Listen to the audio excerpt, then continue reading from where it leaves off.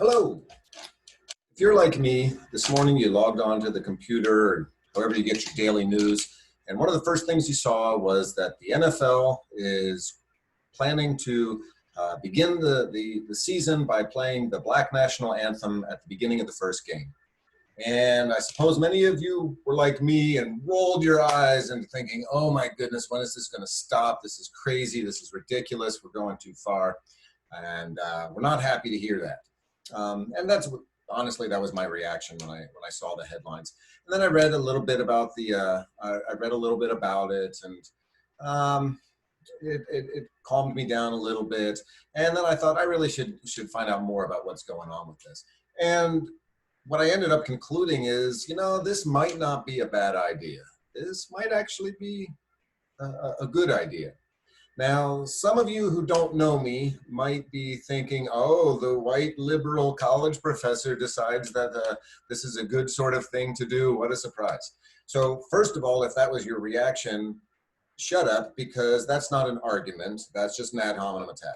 And second of all, you clearly don't know me if you think that that's what's going on in this case. So what I found, and the reason I came to this conclusion is this. First of all, the name of the song is not the Black National Anthem. The name of the song is Lift Every Voice and Sing.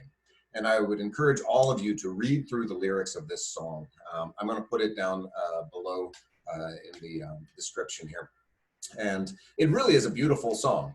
It's a beautiful song in celebration of people's struggle and liberation. And so I think we have to understand it as its own song. It was originally written as a poem, performed in 1900 for the first time at Lincoln's birthday party, or not his birthday party, a celebration of Lincoln's birth by 500 children, and later was set to music. And it really is a beautiful hymn. And so even if you don't like this whole context, look at it, because it really is a beautiful hymn.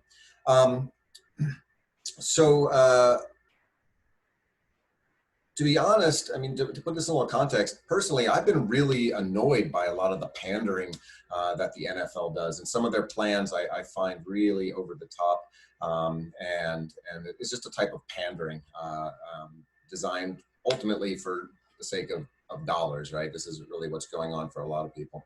But to get back to the poem or the song, one thing to notice again is that it wasn't written as the Black National Anthem. It was written as a hymn. It was written as a poem and then put to music.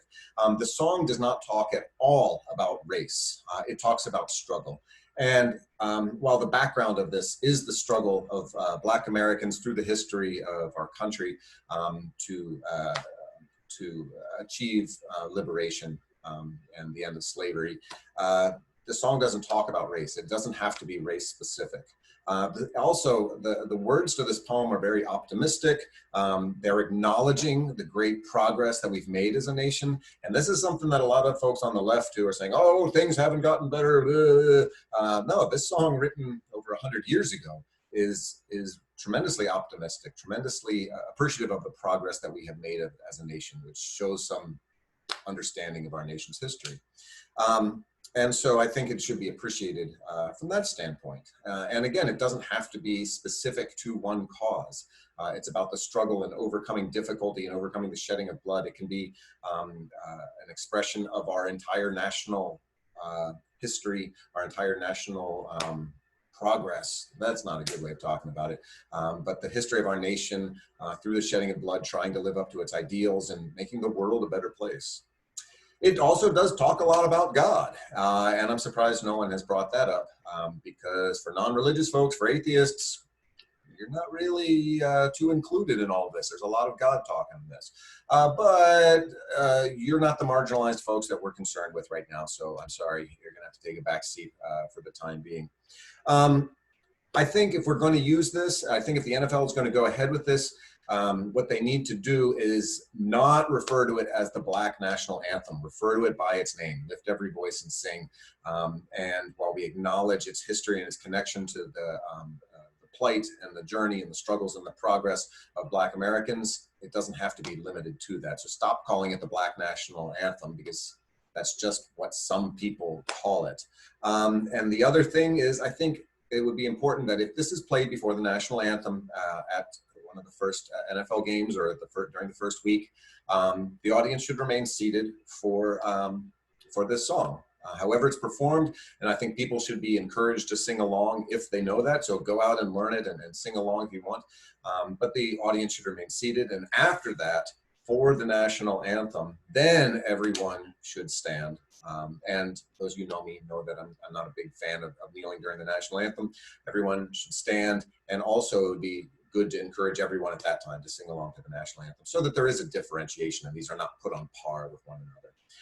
So this seems like the sort of video that should, you know, divide a lot of people against me, and my conservative friends will decide that I've given into the dark side, and my liberal friends will not be happy with some of the jabs and insults that I put in this video, but you know, whatever. So anyway, that would be my desire to see things going ahead. At the very least, we can stop freaking out about what this is, maybe have a more balanced view of this, and then we can get back to what really matters, which is keeping the Redskins, and hating the Patriots. Thank you.